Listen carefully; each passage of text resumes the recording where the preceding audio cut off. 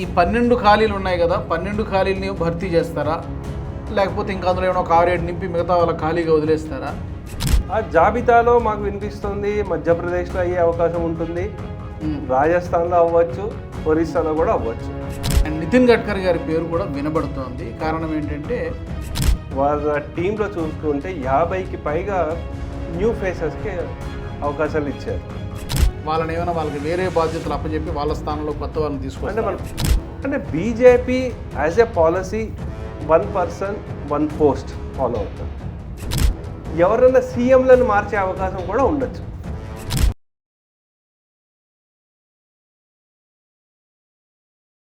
నమస్తే.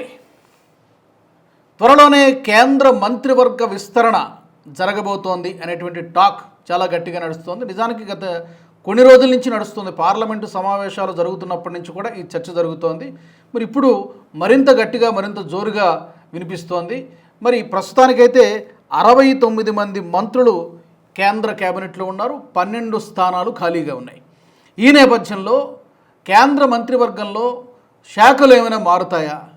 ఎవరు ఇన్ ఎవరు అవుట్, ఎవరికి కొత్తగా అవకాశాలు రాబోతున్నాయి, ఎవరిని మంత్రివర్గం నుంచి ఉద్వాసన పలికేటువంటి అవకాశం ఉంది. చాలా రకరకాల పేర్లు, రకరకాల చర్చలు జరుగుతున్నాయి. నేషనల్ మీడియాలో చూసినా, సోషల్ మీడియాలో చూసినా, ఎక్కడ చూసినా కూడా ఈ కేంద్ర మంత్రివర్గ విస్తరణ గురించే చర్చ జరుగుతోంది. మోదీ మైండ్లో ఏమున్నది, ఏం ఆలోచిస్తూ ఉన్నారు, ఎవరికి అవకాశం ఇస్తారు, ఎవరికి కొత్త బాధ్యతలు అప్పచెప్తారు. పర్టికులర్గా ఈ 2027 ఎన్నికలు టార్గెట్గా ఉండబోతున్నాయా, ఆ తర్వాత జరగబోయే 2029లో జరగబోయేటువంటి సార్వత్రిక ఎన్నికలు టార్గెట్గా ఉండబోతున్నాయా, ఎలా ఉండబోతోంది కొత్త మంత్రివర్గ విస్తరణ? Let's talk. నాతో స్టూడియోలో ఉన్నారు విశ్లేషకులు పేకేటి ప్రసాద్ గారు. ప్రసాద్ గారు నమస్తే. నమస్కారం రాజు గారు. నిజానికి పార్లమెంటు జరుగుతున్నప్పటి నుంచి కూడా ఈ చర్చ జరుగుతూనే ఉంది. ఈ రోజా రేపా జరుగుతూ ఉంది. ఈరోజు కూడా మనం అన్ని న్యూస్ పేపర్స్లో కూడా ఇదే చర్చ. BJP's mother of all resets and overall to fix its perception problem అనేదో రకరకాలుగా హెడ్లైన్స్ పెట్టి ఎవరి కథనాలు వాళ్ళు వండి వాచ్ చేస్తూ ఉన్నారు. సో ఈ 12 ఖాళీలు ఉన్నాయి కదా, 12 ఖాళీలని భర్తీ చేస్తారా, లేకపోతే ఇంకా అందులో ఏమైనా ఒక 6-7 నింపి మిగతా వాళ్ళ ఖాళీగా వదిలేస్తారా? ఏం జరిగే అవకాశం ఉంది? ఎవరు ఇన్ ఎవరు అవుట్? అంటే ఒక గత నెల రోజుల క్రిందట నేను ఒక ట్వీట్ చేశానండి. So minor surgery for a major party అని. సో దాంట్లో పార్ట్ 1 అయితే ఆల్రెడీ అయిపోయింది. ఎందుకంటే మనకి నితిన్ నబీన్ గారిది వాళ్ళ టీంలో చూసుకుంటే 50కి పైగా న్యూ ఫేసెస్కి అవకాశాలు ఇచ్చారు. సో అందు గురించి మన జరిగింది వాటిల్లో. సరే ఏ పొజిషన్లో అనుకున్నప్పటికీ 50 మందికి పైగా కొత్త టీం ఇచ్చారంటే it's a big thing. So ఇప్పుడు పార్ట్ 2 ఇంకా పెద్దది ఉంటుంది అని చాలా ఊహాగానాలు ఉన్నాయి. సో దాంట్లో మనం చూసుకుంటే యువతకి పెద్దపీట ఇచ్చే అవకాశం ఉంది, అదొకటి. నెక్స్ట్ కొంతమంది రాజ్యసభ టర్మ్ అయిపోతుంది వాళ్ళది. అందు గురించి వాళ్ళకి ఒకవేళ నిజంగా మార్చాలి, లేకపోతే వాళ్ళు కంటిన్యూ చేయాలన్నప్పుడు మన రాజ్యసభ ఎలక్షన్లు అయినప్పుడు వాళ్ళకి మళ్ళీ వాళ్ళ చేత రీనామినేషన్ వేయించి ఉండాల్సింది, అది జరగలేదు. సో దాంతో పాటుగా మనకేంటంటే ఇప్పుడు ఉత్తరప్రదేశ్ ఎలక్షన్స్ వస్తుంది, ఉత్తరప్రదేశ్ పంజాబ్ ఎలక్షన్లు వస్తున్నాయి. సో ఇవన్నీ ఫ్యాక్టర్లు అన్నీ చూసుకుంటే గత మోదీ గారి ఫస్ట్ టర్మ్ చూసుకోండి, సెకండ్ టర్మ్ చూసుకోండి, ఉత్తరప్రదేశ్ ఎలక్షన్ కంటే ముందు ఒక 6 నెలల ముందు క్యాబినెట్ విస్తరణ అంటే ఆల్మోస్ట్ ఒక హాఫ్ ఆఫ్ ద టర్మ్ అయ్యేసరికి అవుతుంది.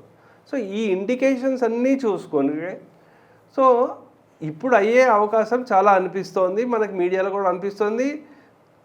కొన్ని రోజుల కిందటే మోదీ గారు చాలాసేపు వారు బీజేపీ కార్యాలయంలో ఉన్నట్టు అందరు పెద్ద పెద్ద సీనియర్ నాయకులతో కలిసి, అలాగే వారి ప్రెసిడెంట్ గారితో కూడా కలిసి ఈ దిశానిర్దేశం ఎలా చేస్తే బాగుంటుంది అన్న వివిధ అంశాల మీద చర్చించినట్టు మనకు మీడియాలో కథనాలు వచ్చాయి. అయితే ఇప్పుడు చూసుకోవాల్సింది ఏంటంటే ఎవరెవరు ఉంటారు, ఎవరెవరు మార్పులు ఉంటాయి అన్న అంశాలు చూసుకోవాలి. డిపార్ట్మెంట్స్ ఏమైనా మారుతాయా అని చూసుకోవాలి. అంటే BJP as a policy 1 person 1 post follow అవుతారు. వెరీ రేర్ ఎక్సెప్షన్స్ ఉండొచ్చు కానివ్వండి, ఇది మాత్రం వాళ్ళ జనరల్ గైడ్ లైన్స్ వాళ్ళది. ఒక పర్సన్కి ఒకటే పోస్ట్, అంతే, ఒకటే post. Either you be in పార్టీలోనే ఉండు, లేకపోతే గవర్నమెంట్లోనూ, రెండూ ఉండడం చాలా అరుదు. అయితే ఆ కోణంలో చూసుకుంటే మరి పీయూష్ గోయల్ గారిని ట్రెజరర్ చేశారు, పార్టీ ట్రెజరర్. అవును కదా. మరి అప్పుడు మరి ఇక్కడ ఆయనది ఏమైనా మార్చే అవకాశం ఉండొచ్చు. ఏకంగా మరి మంత్రివర్గంలో నుంచి తీసేయాలి ఆ లెక్కనైతే. అంతే, రెండు ఉండకూడదు. కరెక్ట్. సో అదొక అవకాశం ఉంటుంది. ఇంకోటి ఏంటంటే ఈ అమెరికాతో మనకి ఎఫ్టీఏ లేకపోతే ఈ అగ్రిమెంట్ చేసుకునే అంశంలో కూడా వీరి వల్ల కొంచెం స్లో అవుతోంది అని, అంటే మన మీడియాలో ఎక్కడ రాలేదు, బయట మీడియాలో వచ్చింది. అది ఎంతవరకు వాస్తవం అవాస్తవం తెలియదు. సో అదొకటి. నెక్స్ట్ ఇంకోటి చూసుకుంటే నితిన్ గడ్కరీ గారి కమెంట్స్ ఈ మధ్య వారు ఇచ్చింది ఏంటంటే మన యువతకి మనం బాగా అవకాశాలు ఇవ్వాలి, 30 సంవత్సరాల నుంచి నేను వీటిల్లో ఉన్నా, నేను ముందరిలాగా నేను పని చేయలేకపోతున్నాను అని ఒక స్టేట్మెంట్ ఇవ్వడం. అలాగే హర్దీప్ పూరి గారి టర్మ్ అయిపోవస్తోంది, బిఎల్ వర్మ గారితో అయిపోవస్తోంది, ఇంకా జార్జ్ కురియన్ కేరళ నుంచి వారిది కూడా అయిపోవస్తోంది.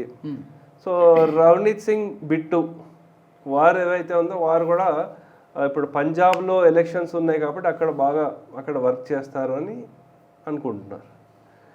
అయితే అలాగే కొంచెం ఏజ్ వయసు కూడా పెద్దగా అయినా, అంటే యూజువల్లీ బీజేపీలో 75 ఏళ్ళు దాటితే వాళ్ళని అవకాశాలు వాళ్ళకి తగ్గిపోతాయి. అయితే మనోహర్ లాల్ ఖట్టర్ గారు ఒకరు, అదే కానీ అలయన్స్లో జితెన్ రామ్ మాంజీ ఎక్స్ బీహార్ సీఎం వారు 81+ ఇయర్స్ వారు. సో అందు గురించి నేను అనుకోవడం వీళ్ళు డ్రాప్ అవుట్ అయ్యే అవకాశాలు ఉంటుంది. ఇంకా అంతర్గతంగా మిగతా మినిస్టర్స్కి ఎవరైతే ఓవర్లోడ్ అయిపోయి ఉన్నారో, అశ్విని వైష్ణవ్, అమిత్ షా గారు, రాజ్నాథ్ సింగ్ గారు, ఇటువంటి పెద్ద పెద్ద మినిస్టర్లు ఎవరైతే ఉన్నారో 3-4 పెద్ద పెద్ద మినిస్టర్లు వాళ్ళ దగ్గరే ఉంది కాబట్టి కొంచెం వాళ్ళకి ఏమైనా లోడ్ తగ్గించే ప్రయత్నం జరగవచ్చు. ఓకే. అయితే ఎవరు ఇన్ అనే దానికి సంబంధించి కొన్ని పేర్లు మీడియాలో సర్క్యులేట్ అవుతున్నాయి. శ్రీకాంత్ షిండే, ఏక్నాథ్ షిండే కొడుకు, అతనికి ఏమైనా అవకాశం దక్కొచ్చా మహారాష్ట్ర కోటాలు? కరెక్ట్. తర్వాత బ్రజేష్ పాఠక్ లేదా కేశవ్ ప్రసాద్ మౌర్య యూపీ నుంచి, ఉత్తరప్రదేశ్ నుంచి, ఇద్దరు పేర్లు స్పెక్యులేషన్లో కనబడుతున్నాయి. హర్సిమ్రత్ కౌర్ బాదల్, అంటే అక్కడ పంజాబ్లో కనుక ఏమన్నా శిరోమణి అకాలీదళతో ఏమన్నా పొత్తు ఉంటుందో తెలియదు, అదొక పేరు కూడా వినబడుతోంది. ఇక సౌత్ నుంచి ఏమైనా కొత్త ముఖాలు ఏమైనా వస్తాయా? తెలంగాణ సంగతి ఏంటి అనేది, ఇప్పుడు తెలంగాణలో మొన్న ఈ నితిన్ నబీన్ టీంలో ఒక్కరు కూడా లేరు, దానికి చాలా స్ట్రేంజ్గా అనిపించింది. సో ఎలా ఉండొచ్చు ఇప్పుడు నేను చెప్పిన పేర్లలో పాసిబిలిటీస్ ఏంటి, తెలంగాణ సంగతి ఏంటి? ఆల్రెడీ ఇద్దరికి ఉన్నాయి, ఉంచుతారా లేకపోతే ఏమైనా దాంట్లో ఏమైనా మార్పులు ఏమైనా ఉండే అవకాశం ఉందా? అంటే ఇప్పుడు మొదటిగా చూడాల్సింది ఏంటంటే ఎవరికి అవకాశాలు వస్తుంది. లార్జర్ కాంటెక్స్ట్లో చూసుకుంటే బీజేపీ ఆర్ మోదీ గారు వాళ్ళు ఎలా ముందుకు అడుగులు వేస్తున్నారంటే యువతకి పెద్దపీట ఇచ్చే అవకాశం, దాని గురించి చూస్తున్నారు. మంచిగా ఆర్టికులేట్ చేసే వ్యక్తులు బీజేపీలో యూత్లో, అంటే లెస్ దాన్ 50 years ఉండేవాళ్ళు చూసుకుంటే తేజస్వి సూర్య పేరు ఒకటి వినిపిస్తుంది. కానీ తేజస్వి సూర్య ఆయన మరి స్టేట్లో ఎక్కువ వెళ్తారా అనేది ఒకటి, ఎందుకంటే వారు 2nd term ఎంపీ వారు. సో తేజస్వి సూర్య ఏమైనా వచ్చే అవకాశం ఉందా అంటే వాళ్ళు స్టేట్లో వెళ్ళడం అవకాశం ఎక్కువ, ఇక్కడ రావడం తక్కువ. వారికి ఇచ్చిన ఆశ్చర్యపోవక్కర్లేదు.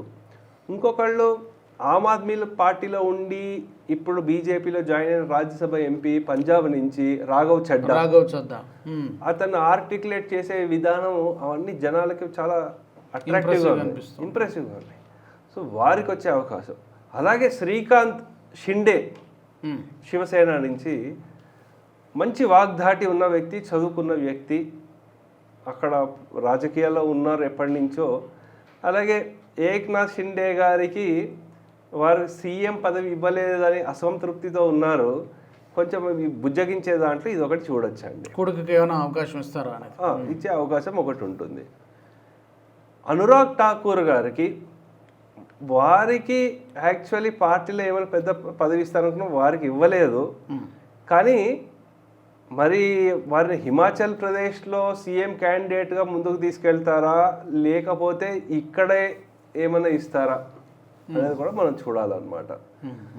సో ఇవన్నీ ఏంటంటే యువతకి ఫోకస్డ్గా. దాంతోపాటు యూపీ ఎలక్షన్స్ ఉన్నాయి కాబట్టి యాక్చువల్ ఒక పేరు నేను చెప్పడం మర్చిపోయాను, పంకజ్ చౌదరి గారు ఆల్రెడీ వారు మినిస్టర్గా ఉన్నారు, ప్లస్ యూపీకి బీజేపీ స్టేట్ ప్రెసిడెంట్గా కూడా ఉన్నారు. అయితే వారు Kurmi leader. Kurmi votes very very strong, especially Purvanchal రీజియన్లో.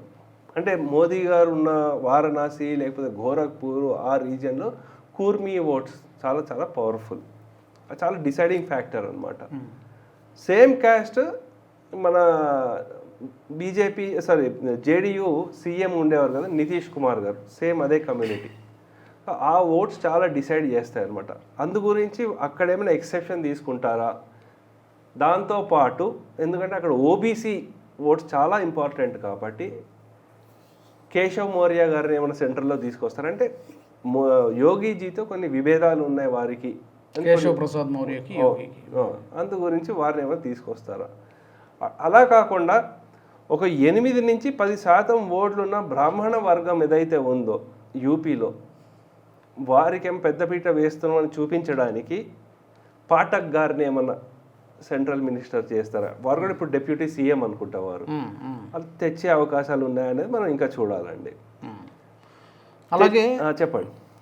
మనకి ఈ ఉద్వాసన పలకబోయేటువంటి జాబితాలో కొన్ని పేర్లు వినబడుతున్నాయి. చెప్పండి. హర్దీప్ సింగ్ పూరి, పంకజ్ చౌదరి, హర్ష్ మల్హోత్రా, ఇందాక మీరు చెప్పారు పీయూష్ గోయల్ గారి పేరు చెప్పారు, అండ్ దానికి ఒక కారణం ఉంది.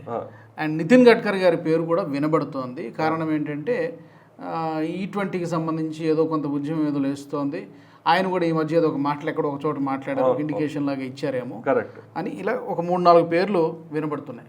వాళ్ళని ఏమైనా వాళ్ళకి వేరే బాధ్యతలు అప్పచెప్పి వాళ్ళ స్థానంలో కొత్త వాళ్ళని తీసుకొస్తారు. అంటే మనం పంకజ్ చౌదరి గారి గురించి ఆల్రెడీ డిస్కస్ చేసాము, నితిన్ గడ్కరీ గారి గురించి కూడా డిస్కస్ చేసాము. కానీ E20 గురించి ఆయన లీగల్ యాక్షన్ కూడా తీసుకున్నారు. ఎవరైతే ఈ దుష్ప్రచారం చేస్తున్నారో వాళ్ళకి అగెన్స్ట్గా లీగల్ యాక్షన్ తీసుకున్నారు. పార్టీ దానికి పెద్దగా డిఫెన్సివ్గా ఏమి వెళ్ళలేదు. మనకి ఇక్కడ తెలంగాణలో ఎంపీ అయిన శ్రీ విశ్వేశ్వర్ రెడ్డి గారు చాలా స్ట్రాంగ్గా ఎందుకు E20 వల్ల ఏం అవ్వదు అని వారు చేసిన వీడియోలు కూడా చాలా వైరల్ అయ్యాయి. సో దాని మినహా మిగతా వాళ్ళు అంత గట్టిగా ఎవరు దాని గురించి మాట్లాడినట్టు మనకి ఎక్కడ దాఖలాలు లేవు. మిగతా వాళ్ళు హర్ష్ మల్హోత్రా వారు ఇక్కడ మినిస్టర్ ఉన్నారు, కానీ ఇప్పుడు ఢిల్లీ ప్రదేశ్కి వారు బీజేపీ ప్రెసిడెంట్ వారు. సో అందుగురించి రెండు ఉండకూడదు కాబట్టి వారి పదవి కూడా ఏమైనా పోయే ఛాన్స్ ఉంది అక్కడ. అందు గురించి మనం చూడాల్సింది ఏంటంటే ఇంకా జేడీయూ నుంచి ఏమైనా ఎక్కువ పొజిషన్స్ ఇస్తారా? అలాగే టీడీపీ ఆల్రెడీ రామ్మోహన్ నాయుడు, ఇంకెవరైనా యంగ్ లీడర్స్ ఎవరైనా ఉన్నారో వాళ్ళకి ఏమైనా అవకాశం ఇస్తారో మనం చూడాలి టీడీపీ నుంచి. ఇంకా మనకి తృణమూల్ కాంగ్రెస్లో స్ప్లిట్ అయిపోయి జాయిన్ అయిన వాళ్ళు యంగ్ లీడర్స్ ఎవరికైనా వాళ్ళకి అక్కడ ఇస్తారా? వాళ్ళకి ఏమైనా పెద్దపీట ఇచ్చే అవకాశం ఉంటుందా? ఇవన్నీ మనం అబ్జర్వ్ చేయాలి. తెలంగాణకు వచ్చేసరికి ఆల్రెడీ మనకి 2 పదవులు ఇద్దరికి ఇచ్చారు, కిషన్ రెడ్డి గారు, బండి సంజయ్ గారు. కానీ మిగతా ఒక 6 ఎంపీలు ఉన్నారు. అందరికీ అందరూ ఆశ, అంటే వాళ్ళకి ఆశ ఉందో లేదో మనకు తెలియదు, కానీ జనరల్గా ఉంటారు, సహజంగా కోరుకోవడం తప్ప. వాళ్ళందరికీ కూడా ఈక్వల్లీ క్వాలిఫైడ్ ఎవరిని తక్కువ వేయడానికి. అడ్మినిస్ట్రేటివ్ ఎక్స్పీరియన్స్ చూసుకుంటే డికే అరుణ గారు ఉన్నారు, నెక్స్ట్ మనకి ఈటెల రాజేందర్ గారు ఉన్నారు. మొత్తం ఒక ఇన్నోవేషన్ లేకపోతే టాలెంట్ అవన్నీ పరంగా చూసుకుంటే కొండ విశ్వేశ్వర్ రెడ్డి గారు ఉన్నారు, మంచి వాగ్దాటి ఉన్న రఘునందన్ రావు గారు ఉన్నారు, అలాగే మంచి వాగ్దాటి యువకుడైన మన ధర్మపురి అరవింద్ గారు ఉన్నారు. ఇంకా మనకి ఆయన ఆదిలాబాద్ ఎంపీ గోదాం అని పేరు స్వయం బాపురావు కాదు, గోదాం ఆయన పేరు ఇంకోటి ఉంది. వారు ఎస్టీ ఎంపీ. ఒకవేళ ఎస్టీలకి కూడా మనకి ఏమైనా ఇవ్వాలి అంటే క్యాస్ట్ కాంబినేషన్ కూడా చూసుకుంటారు కదా, సో దాంట్లో కూడా ఇవ్వాలి అంటే వారు కూడా ఈక్వల్లీ క్వాలిఫైడ్. ఓకే, సో అందు గురించి ఎవరికైనా ఇవ్వచ్చు, ఇచ్చే అవకాశం ఉంటుంది. లేదా అంటే ఎట్లా ఇప్పుడు ఉన్న ఇద్దరితో పాటు మరొకటి అదనంగా జోడిస్తారా, లేకపోతే ఉన్న ఇద్దరిలోంచి ఒకరిని తప్పించి ఆ స్థానంలో ఇంకొకరిని తీసుకుంటారా? అది అంటే మనం చూడాల్సింది ఎట్లా అంటే అండి, ఇప్పుడు ఉన్న ఇద్దరిలో ఒకళ్ళని ఇప్పుడు పార్లమెంట్ బోర్డు ఉంటుంది, దాంట్లో ఎవరైనా ఒకరిని పార్లమెంట్ బోర్డులో వేస్తారా? ఎందుకంటే ఇప్పుడు పార్లమెంట్ బోర్డు కూడా కొత్త ఫామ్ చేయాలి. ఇప్పుడు యడియూరప్ప లాంటి వారు చాలా పెద్దవారు అయిపోయారు, సో అటువంటి వారు ఇంకా దాంట్లోనే ఉన్నారు కాబట్టి దాంట్లో ఏమైనా మార్పులు చేర్పులు చేస్తారా అనేది చూడాలి. ఇంకా ఇంకేదైనా గవర్నర్ పదవి ఇస్తారా? గవర్నర్ పదవి అంటే ఆల్రెడీ మనకు త్రిపుర గవర్నర్ ఇంద్రసేన రెడ్డి గారు ఉన్నారు. ఇంకెవరికైనా ఇచ్చే అవకాశం ఉంటుందా తెలంగాణ నుంచి? సో ఆ మార్పులు చేసి ఇంకెవరికైనా ఇవ్వచ్చా అనేది చూసుకోవాలి. అయితే దీంతో పాటు ఎవరైనా సీఎంలను మార్చే అవకాశం కూడా ఉండొచ్చు. ఎవరున్నారు ఆ జాబితాలో? ఆ జాబితాలో మాకు వినిపిస్తుంది మధ్యప్రదేశ్లో అయ్యే అవకాశం ఉంటుంది, రాజస్థాన్లో అవ్వచ్చు, ఒరిస్సాలో కూడా అవ్వచ్చు. సో అందు గురించి ఇవి కూడా ఏమైనా మార్పులు చేర్పులు అన్నీ ఒకటేసారి చేసేస్తారా? మైనర్ సర్జరీ కాస్త మేజర్ సర్జరీ చేస్తారా? సర్జికల్ స్ట్రైక్ ముఖ్యమంత్రి మార్పులో కూడా ఉండే అవకాశం ఉండొచ్చు. భజన్ లాల్ శర్మ యాదవ్ ఉన్న మోహన్ యాదవ్ గారు ఇక్కడ ఒరిస్సా సీఎం మాంజీ అనుకుంటా. సో అందు గురించి ఈ ముగ్గురులో ఎవరైనా మార్చొచ్చా? కానీ వాళ్ళందరూ ఫస్ట్ టైం ఛాన్స్ వచ్చిన వాళ్ళే కదా అక్కడ. అంటే మనకు తెలియదు, మనకి పర్ఫార్మెన్స్ బేసిస్ మీద ఎలా ఉన్నాయి, కరప్షన్ అలిగేషన్స్ ఏమైనా ఉన్నాయా, ఇటువంటివి ఏమైతే ఉన్నాయో ఇవి కాకుండా మనకి బయటికి రాకుండా రిపోర్ట్లో వాళ్ళ మీద ఎవరి మీద కరప్షన్ అలిగేషన్స్ వచ్చి ఉన్నా, ఏమైనా డౌట్ వచ్చినా, ఇదేమైనా పెద్ద ఇష్యూ అయ్యేంత లోపలే వాళ్ళని డ్రాప్ చేసేస్తే మంచిది అనుకున్న కొన్ని పేర్లు కూడా రావచ్చు. Very unpredictable. ఎందుకంటే మనము ఇలాంటి విషయాల్లో మనం నితిన్ నవీన్ టీం కూడా మనం చూసాం కదా, ఆఫీస్ బేరర్స్ మొత్తం లిస్ట్ అనౌన్స్ చేస్తే చాలా షాకింగ్ విషయాలు అందులో ఉన్నాయి. ఈవెన్ వీళ్ళు ముఖ్యమంత్రి అభ్యర్థుల ఎంపిక కూడా అలాగే ఉంటుంది. పార్టీ ప్రెసిడెంట్లు నితిన్ నవీన్ ఎంపిక చేస్తారని ఎవరు ఊహించారు? అసలు లిస్టులో పేరే లేదు. అలాంటి ఆయన తీసుకొచ్చి కూర్చోబెట్టారు. కాబట్టి ఇక్కడ కూడా ఈ కేంద్ర మంత్రివర్గ విస్తరణలో ఏం జరుగుతుందో మరి ఏదైనా కూడా నేను అనుకోవడం ఒక లాంగ్ రన్ దృష్టిలో పెట్టుకుని టీం కంపోజిషన్ ఉండొచ్చు. అట్ ద సేమ్ టైం ఎలక్షన్లు కూడా ఉన్నాయి కాబట్టి, స్టేట్ ఎలక్షన్స్ ఉన్నాయి, ఆ తర్వాత నెక్స్ట్ కొంచెం ముందుకెళ్తే జనరల్ ఎలక్షన్స్ కూడా ఉన్నాయి కాబట్టి వీటిని దృష్టికునే అలాగే అలయన్స్ వాళ్ళకి పార్ట్నర్స్ కూడా వాళ్ళకు కూడా పెద్ద పీట వేయచ్చు. నేను అనుకోవడం టీడీపీకి, జేడీయూకి, మీద టీఎంసీ నుంచి వచ్చిన వాళ్ళకి, శివసేనకి అడిషనల్ పోస్టులు రావచ్చు. ఆశావాళ్ళు చాలా మంది ఉన్నారు. ఎందుకంటే ఇప్పుడు అక్కడక్కడి నుంచి వచ్చిన వాళ్ళు ఉన్నారు, ఆప్ నుంచి ఒక 7 వచ్చారు, ఒక టీఎంసీ నుంచి. అంటే అఫ్కోర్స్ పార్టీ అంటే ఒకటి మనకి ఒక తెలుగులో ఒకటి ఉందండి, ఇచ్చేవాడు ఉంటే చచ్చేవాడని లేచి వస్తారు. అందు గురించి కానీ మోదీ గారు ఏంటంటే మొత్తం టాలెంట్ అన్నీ చూసుకుని వాళ్ళు చేస్తారు కాబట్టి మనం ఎంత చేసినా guess work obviously we cannot predict completely. సొంత పార్టీ వాళ్ళు ఉన్నారు, అలయన్స్ వాళ్ళు ఉన్నారు, ఈ రకరకాల కాంబినేషన్స్, ఈక్వేషన్స్ అవన్నీ ఉంటాయి కాబట్టి మేబీ 1 or 2 daysలో వస్తుందేమో చూడాలి. We have to wait and see. Thank you very much Prasad గారు. ధన్యవాదాలు. మరి కేంద్ర మంత్రివర్గ విస్తరణ, క్యాబినెట్ రీషఫిల్ లేదా క్యాబినెట్ ఎక్స్పాన్షన్కి సంబంధించి మీ అభిప్రాయాలను కూడా ఎవరు ఉండవచ్చు ఈ కొత్త ఈ రీషఫ్లింగ్లో, ఎవరు బయటికి వెళ్ళేటువంటి అవకాశం ఉంది, ఎవరు ఉంటే బాగుంటుందని మీరు కోరుకుంటున్నారు, ఈ విషయాలను కూడా మీరు తప్పకుండా మీరు కామెంట్ సెక్షన్లో పెట్టవచ్చు. అలాగే మా ఛానల్ నుంచి ఇంకా ఎలాంటి అంశాలని కూడా కోరుకుంటున్నారో డిస్కషన్స్ ద్వారా లేకపోతే కథనాల ద్వారా అది కూడా మీరు కామెంట్స్ ద్వారా మాకు తెలియచేయవచ్చు. వచ్చే ఎపిసోడ్లో మళ్ళీ కలుసుకుందాం. జై హింద్. ఈ వీడియో మీకు నచ్చినట్టయితే లైక్ చేయండి, 10 మందికి షేర్ చేయండి. అలాగే కామెంట్ల రూపంలో మీ అభిప్రాయాలను మాతో పంచుకోండి. Nationalist hub group of channels ను సబ్స్క్రైబ్ చేసుకుని తెలుగునాట జాతీయవాద జర్నలిజాన్ని ప్రోత్సహించండి. ఈ వీడియో కింద ఉన్న బెల్ ఐకాన్ పై క్లిక్ చేయడం మర్చిపోవద్దు.